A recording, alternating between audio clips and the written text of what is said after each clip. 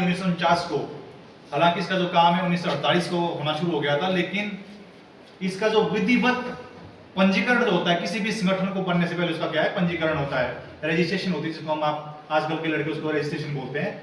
अखिल भारतीय विद्यार्थी परिषद का जो रजिस्ट्रेशन है जो 9 जुलाई 1949 को दिल्ली में हुआ है, इसका एक अपना पंजीकरण नंबर भी है जो आपको नितेश जी बता देंगे बाद में।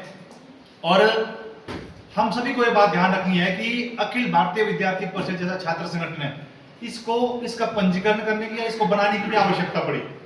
जब देश आजाद हुआ 1947 को, हमारे को राजनीतिक आजादी मिली और देश 200-300 सालों तक गुलाम रहा। उस गुलामी के बाद हमें राजनीतिक आजादी तो मिल गई, लेकिन आगे देश का भविष्य, देश का जो युवा, देश के जो नागरिक, देश के जो और लोग हैं, वो किस दिशा में जाएगा, उनकी नीति और रीति क्या होगी, उनकी विचार क्या होगा, या वो देश और समाज के बारे में क्या सोचते हैं, इस विषय में जब बात हुई तब जाके ऐसे बहुत सारे चिंतकों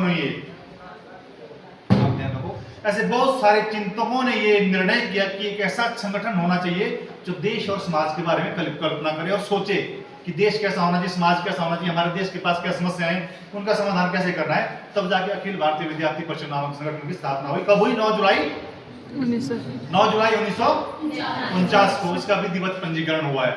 इसके साथ साथ जब भारत का संविधान बन रहा था तब अखिल भारतीय विद्यार्थी परिषद ने यह कहा कि इस भारत का, इसका नाम इंडिया नहीं, इसका नाम भारत होना चाहिए।